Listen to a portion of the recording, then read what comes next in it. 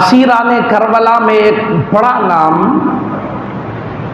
हज़रत सैयदना अली औसत इमाम ज़ैनुल आबिदीन रज़ियल्लाहु ताला अन्हु का भी है।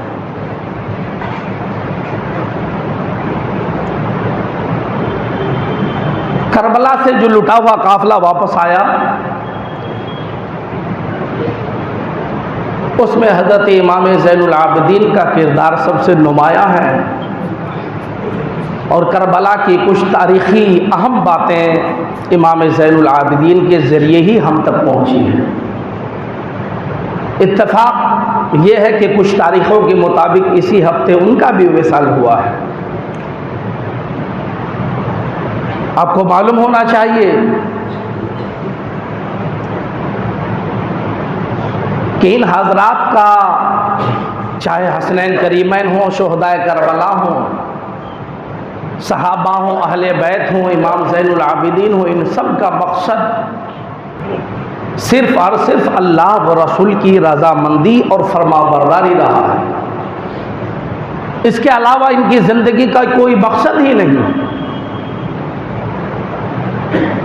करबला से वापस होने के बाद अगर इमाम ज़ैनुल आबिदीन की ज़िंदगी पे नज़र डालेंगे आप,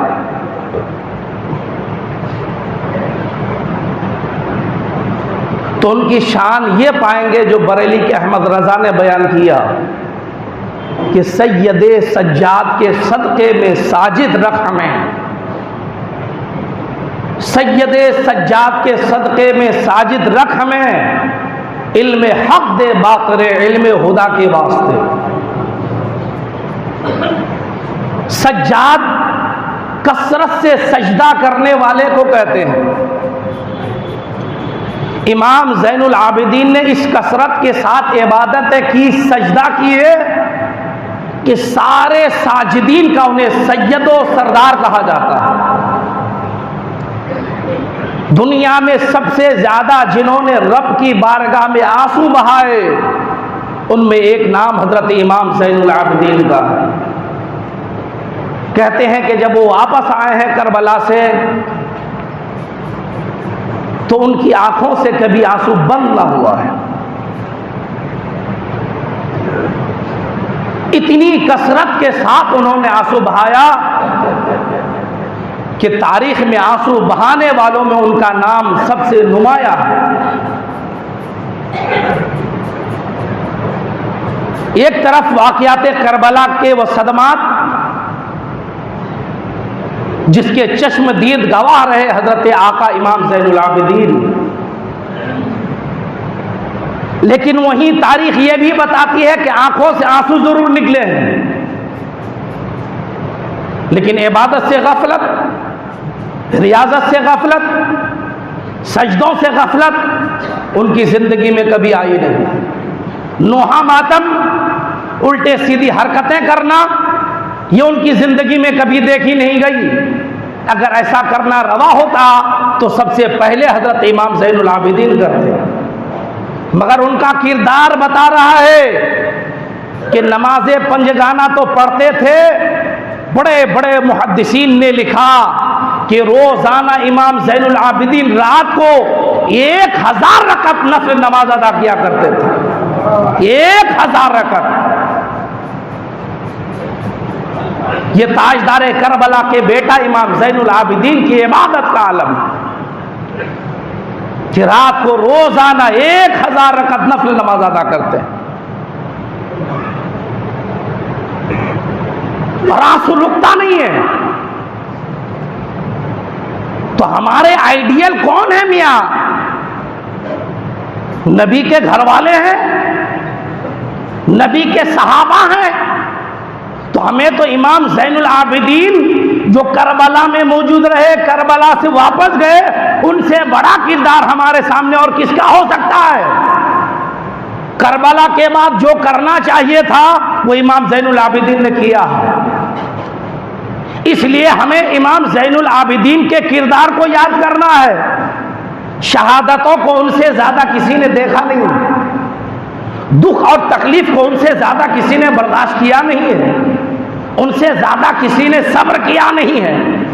20-22 साल की उम्र थी, ऐसा नहीं है कि कम उम्र के थे वो। सब कुछ समझाता इमाम ज़ैनुल आबिदीन, सब कुछ समझाता। उसके बाद भी वाक़यात करबला के बाद ना उनकी ज़िंदगी में खुराफात है, ना नाच है, ना तमाशा है, ना नोहा है, ना मातम है। उनकी ज़िंदगी में है तो खुदा की बारगाह के सजदे हैं, कुरान मुक़द्दस की तिलावत है, आका का जिक्र जमील है, अपने घर वालों का जिक्र जमील है। ये उनकी ज़िंदगी में हमने देखा। इबादत का ऐसा आलम कि 56 साल की ज़िंदगी 20-22 साल के बाद जो उन्होंने मदीनतुल मुनव्वरा में गुजारी, इतनी पाकीज़गी, तकवा, तहारत के साथ उन ज़िंदगी गुजारी कि बहुत सारे सहाबा भी, ताबईन मौजूद थे, बहुत सारे औलिया मौजूद थे, मगर उस ज़माने में अल्हम्दुलिल्लाह हज़रत इमाम ज़ैनुल आबिदीन जो सैयद सज्जाद, और ज़ैनुल आबिदीन का भी मतलब नाम तो उनका अली औसत था। आका हुसैन को अपने वालिद गिरामी मौलाए कायनात से इतना प्यार था, उन्होंने अपने हर बेटे का नाम अली रखा, हर बेटे का नाम। तो इमाम ज़ैनुल आबिदीन का नाम हकीकत में अली औसत है, लेकिन ज़ैनुल आबिदीन उनका लक़ब है। आबिदीन इबादत करने वाले, ज़ैन के माना ज़ीनत। तो इमाम ज़ैनुल आबिदीन ने इतनी इबादत की कि वो सारे आबिदीन की ज़ीनत बन गए, सारे सजदा करने वालों के सरदार बन गए। अंदाजा कीजिए कि उनकी इबादत, तकवा, तहारत का आलम क्या था। जब तक मदीनतुल मुनव्वरा में जिंदगी गुजारे, कोई भी बात आती, मुसीबत, परेशानी, तो सारे लोग एक ही नाम बताते, जाओ आका के बेटे ज़ैनुल आबिदीन मौजूद है, उनसे जाकर के तुम अपना मुद्दा पेश करो, अपना मुकद्दमा पेश करो। इंसान अकीदत से जाता, उनका मामला हल हो जाता। और नबी के इसी घराने वाले ने हिलियतुल औलिया के अंदर ये रिवायत नक़ल है कि इमाम ज़ैनुल आबिदीन ने अपनी ज़िंदगी में किया। मदीनतुल मुनव्वरा में कुछ ग़ुरबा हज़रात रहते थे जिनके खाने पीने के इंतज़ाम नहीं था। तकरीबन 100 के करीब घराने थे वो। उन सारे ग़ुरबा के घरों में रोज़ाना खाने और पीने के सामान ज़िंदगी पहुंच जाया करते थे रात के वक्त, मगर पहुंचाता कौन है इसका पता ना चल सका। कहते एक ज़माने तक ये होता रहा। जब इमाम ज़ैनुल आबिदीन का मदीनतुल मुनव्वरा में विसाल हुआ, फिर एक बार मदीने में कोहराम मचा, लोग जनाजे में शरीक हुए। उनको दफनाने के बाद अब उन ग़ुरबाए मदीना की मुनव्वरा की बारगाह में सामान ज़िंदगी जो रोज़ाना पहुँचते थे अचानक रुक गया। हालांकि वो लोग बड़ी तलाश में रहे कि पता तो लगाएं कि गरीबों का इतना बड़ा मसीहा कौन है, इतना बड़ा हमदर्द कौन है कि बगैर बताए 100 से ज़्यादा घरानों में सामान ज़िंदगी डेली पहुँचा रहे हैं। ये राज तब खुला जब इमाम ज़ैनुल आबिदीन का विसाल हुआ और लोगों को पता चला मियाँ कि इन गरीबों के घरों में खाना पहुँचाने वाला बगैर नाम पता बताए वही है जिनके नाना का आलम यह है कि कौन देता है देने को मुंह चाहिए, देने वाला है सच्चा हमारा नबी। पता चला हर घर में खाना इमाम ज़ैनुल आबिदीन पहुँचाया करते। ये उनका किरदार। अगर आप नबी आले नबी से मोहब्बत करते हैं तो कीजिए गरीबों की मदद, कीजिए खुदा की इबादत। ये पैगाम हजरत इमाम ज़ैनुल आबिदीन ने अपने किरदार और अपनी सीरत के जरिए दिया है कि नबी आले नबी की मोहब्बत का यही मतलब है कि खुदा व रसूल की फरमा बरदारी की जाए, उनकी सीरत को, उनके किरदार को अपनाया जाए। पूरी तारीख़ करबला गुजर गई, कितने लोग हैं गरीबों के, पड़ोसियों के, अपने भाइयों के, बहनों का कितनी मदद की है आपने, टटोली अपने दिल में। अगर नहीं किए हैं तो अभी भी सैयद सज्जाद के सदक़े में मदद करके इमाम ज़ैनुल आबिदीन के गुलामों में शामिल हो जाइए। यकीनन खिचड़ा, शरबत, ये सब बहुत अच्छी चीज़ें हैं, लेकिन इसका हकदार सबसे पहले तुम्हारी बहन है, तुम्हारा भाई है, तुम्हारी माँ है, तुम्हारा बाप है, तुम्हारे रिश्तेदार है, तुम्हारे पड़ोस के लोग हैं। दुनिया में ढंडोरा पिटवा दिया और घर के लोग सूखी रोटी खा रहे हैं, भूखे हैं, माँ बाप को पूछने वाला नहीं, भाई बहन को पूछने वाला नहीं। क्या मतलब है इसका? नबी के घर वालों का यह पैगाम है कि पहले अपने बहन, भाई, रिश्तेदार, इन सब की खबर लीजिए। मुफ्ती आजम आलम इस्लाम शहजादा आला हजरत ने इमाम ज़ैनुल आबिदीन की ऐसी तारीफ और अजमत बयान की है कि सुनो तो बदन के रोंगटे खड़े हो जाते हैं। सैयद सज्जाद और ज़ैनुल आबिदीन की इस अंदाज में उन्होंने तशरीह की है।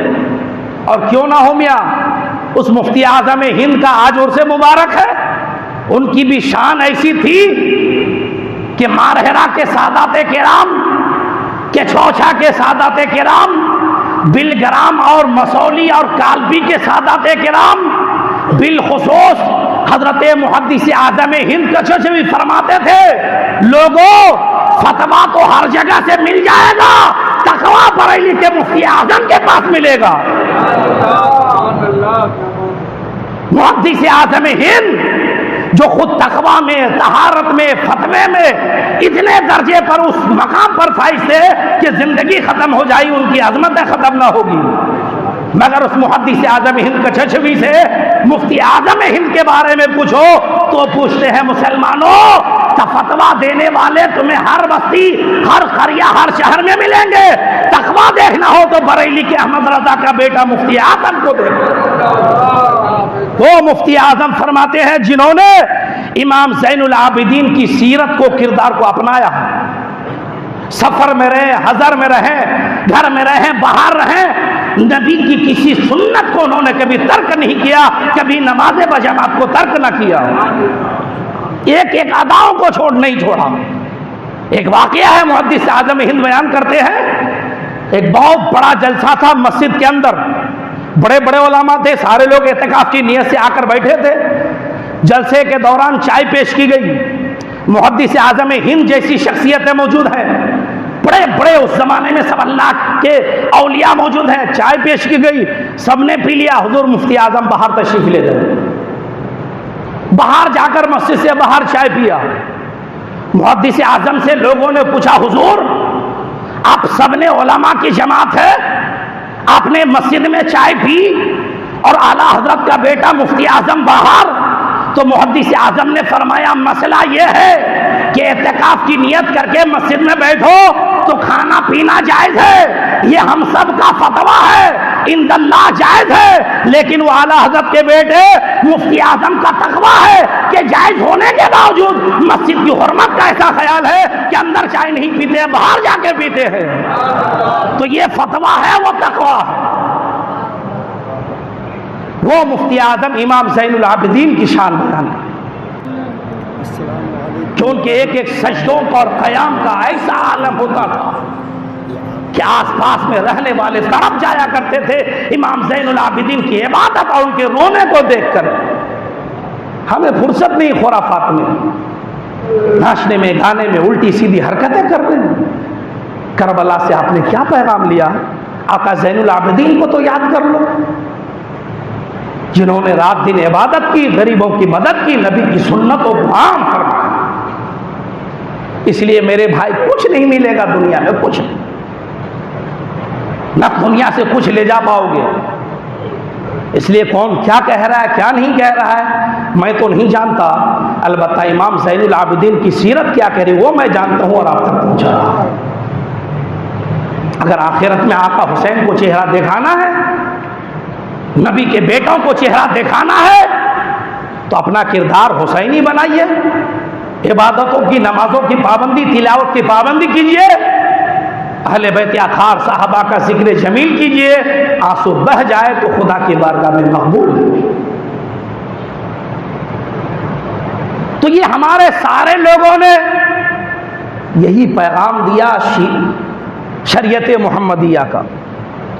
इस्लाम वो मजहब है जिसमें ऊंच नीच, छूत छात, अमीर गरीब, गोरा काला का फर्क नहीं है। ये सब फर्क तो मदीने के ताजदार ने हज्जतुल वदा में पैरों तले रोक दिया था और फरमाया था, तुम में सबसे ज्यादा इज्जतदार वो है जो तुम में सबसे ज्यादा मुत्तकी, परहेजगार, नमाज पढ़ने वाला, खुदा की इबादत करने वाला। इसलिए हमारी ये कुर्बानियां याद की जाएगी, और जब दुनिया से जाओगे तो आपके साथ यही आमाल आपके जाएंगे। वरना बुराइयां करना इस ज़माने में आसान है। बुराई के बहुत सारे जलवे हैं, कदम कदम पे बुराइयों के जलवे हैं। बुराइयों के इन जलवों के बीच अपने नफ्स को रोक करके अल्लाह व रसूल की इताअत में लगाना, ये वो किरदार है जो आका हुसैन ने पेश फरमाया है, इमाम ज़ैनुल आबिदीन ने पेश फरमाया। बुराई के जलवे हर दौर में रहे हैं, लेकिन हमारे उलमा, मुहद्दिसीन, मुफ्तियान किराम, फुक़हा ने हर दौर में अपने आप को बचाकर कौम तक यही हक का पैगाम पहुंचाया है। इसलिए अभी एक बहुत बड़ी तकरीब हमारे मुल्क में आने वाली है, 15 अगस्त। 15 अगस्त है क्या चीज?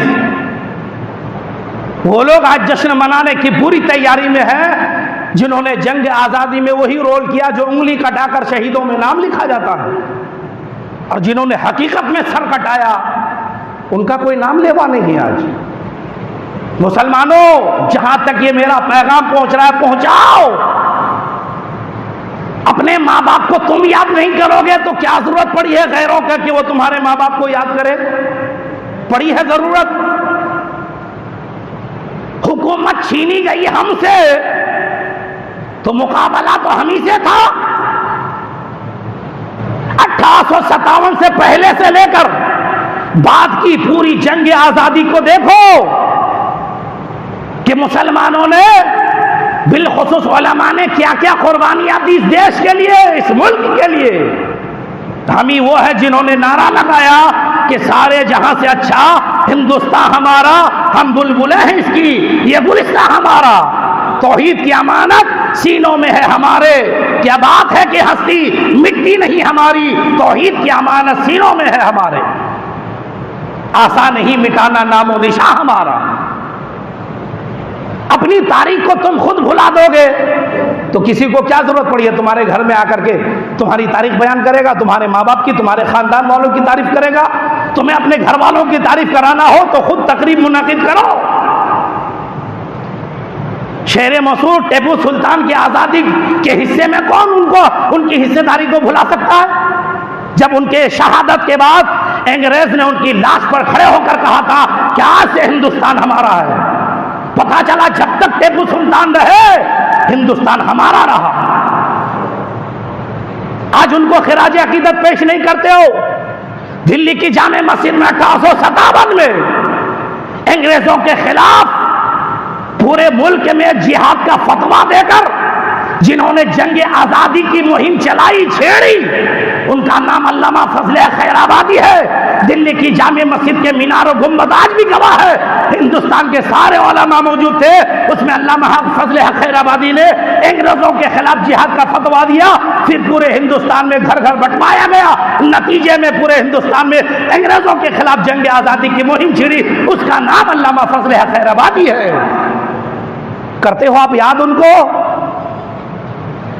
आपको तो वो याद है कि आदमी निकल गया, पीछे दुम है, उसी को पकड़ लिया आपने। तो दुम को पकड़ने से क्या मिलेगा? जात को पकड़ो। अल्लामा फजले खैराबादी को याद करो, जिन्होंने अंडोमान निकोबार की काला पानी की सजा इख्तियार की। लोगों ने पूछा हुजूर फतवा, अंग्रेजों ने हर तरह का प्रेशर डाला, फतवा वापस ले लीजिए, कैदो बम से आजादी दे दी जाएगी। इमाम ज़ैनुल आबिदीन का गुलाम कि मुश्किल से बिस्तरे मर्ग से उठ नहीं पाते थे, उठे और फरमाया अल्लामा फजले हक पर ये सिर्फ काला पानी की सजा नहीं, दुनिया की हर सजाएं दे दो तो फजले हक खैराबादी की रोम रोम से आवाज आएगी कि अंग्रेजों के खिलाफ जिहाद करना फर्ज है, फर्ज है, फर्ज है। जान दे दिया काला पानी में जाकर, निकोबार में जाकर, मगर मुसलमान है कोई याद नहीं कर रहा है। ये तो अपने बच्चों को अजब तारीख पढ़ा रहा है। सुनो 15 अगस्त को जन गण मन पढ़ा करके ये किन किन का नाम ले रहा है। झूठों मुसलमानों की जबानों पे एक भी मुस्लिम उन शोहदा का, उन मुजाहिदीन आजादी का नाम नहीं आता है। जब अपनी तारीख पढ़ोगे नहीं तो क्या समझोगे? मुफ्ती सदरुद्दीन आजुर्दा दिल्ली के चांदनी चौक से लेकर अमृतसर तक उस बड़े रोड के दोनों किनारे जितने पेड़ थे पे की हर शाख पे एक आलिम की गर्दनें लटक रही थी, जिस्म लटक रहा था, जिन्होंने जंग आजादी में हिस्सा लिया था। मुसलमान तो अपने लोगों को भूल जा रहा है। आजाद हुआ 1947 में, ये तो खैर आजादी हुई, लेकिन आजादी किस नतीजे में हुई? 150-200 साल जो लड़ाई लड़ी गई, ये लड़ाई लड़ा कौन और कौन कौन शहीद हुए, ये जरूरी है। इसलिए मुसलमान अगर अपनी तारीख याद करना है तो पढ़ो, अपनी किताबें पढ़ो, अपने उलामा के पास में रहो, तब तुम्हें हकीकत का पता चलेगा। ये जो ढंढोरा पीट रहे हैं ना अभी, इनका तो नामो निशान नहीं था जंग आजादी में, नामो निशान नहीं था जो ढंढोरा पीट रहे हैं अभी। और जिन्होंने हर तरह की कुर्बानियां दी, उनका नाम लेने वाला नहीं, उनका कोई जिक्र करने वाला नहीं। तो मैं गैरों को क्यों कहूं, अपने लोगों से कहता हूं कि तुम अपनी तारीख याद करो। अगर अपनी तारीख तुम खुद भुला दोगे तो गैर तो यही चाहते हैं कि तुम्हारी तारीख को भुला दी जाए। तो आपकी जिम्मेदारी है कि अपनी तारीख को याद करें। 15 अगस्त में तकरीबात का, महफिलों का, झंडों को लहराएं और इस बात का इजहार करें कि अल्हम्दुलिल्लाह जंग आजादी में सबसे ज्यादा कुर्बानियां हम मुसलमानों की थी, है और कयामत तक रहेगी। हिंदुस्तान कल भी हमारा था, आज भी और कयामत तक रहेगा, क्योंकि नबी ने अपने बेटे गरीब नवाज को हिंदुस्तान का मालिक बनाया है। जब तक मज़ार गरीब नवाज है तब तक मुसलमान की हुकूमत हिंदुस्तान में है और हिंदुस्तान हमारा है। किसी के चिल्लाने से नहीं होता है। चिल्लाने से अगर मुल्क मिल जाए, धमकी देने से मुल्क मिल जाए, तो ये अमेरिका तो बहुत सारे मुल्कों को धमका रहा है, सब मुल्क उनका हो जाना चाहिए। पता चला धमकाने से, चिल्लाने से मुल्क नहीं मिलता है, कुर्बानियां पेश करने से मुल्क मिला करता है। हमने कुर्बानियों से हासिल किया है हिंदुस्तान, गुलामी की जंजीरों को हमने तोड़ा है। इसलिए मेरे भाई अपनी तारीख को याद करें। 15 अगस्त को परचम भी लहराएं, अपने उलामा को याद करें, अपनी कुर्बानियों को, शोहदा को याद करें। और साथ ही साथ 15 अगस्त का जो सही मफहूम है कि उस दिन अमन व आफियत, मोहब्बत, रवादारी, उखुव्वत को आम करें, भाईचारा को आम करें, गरीबों, फकीरों, मोहताजों की मदद करके हिंदुस्तान की कुर्बानियों में अपनी शिरकत को यकीनी बनाएं। यह असल में पैगाम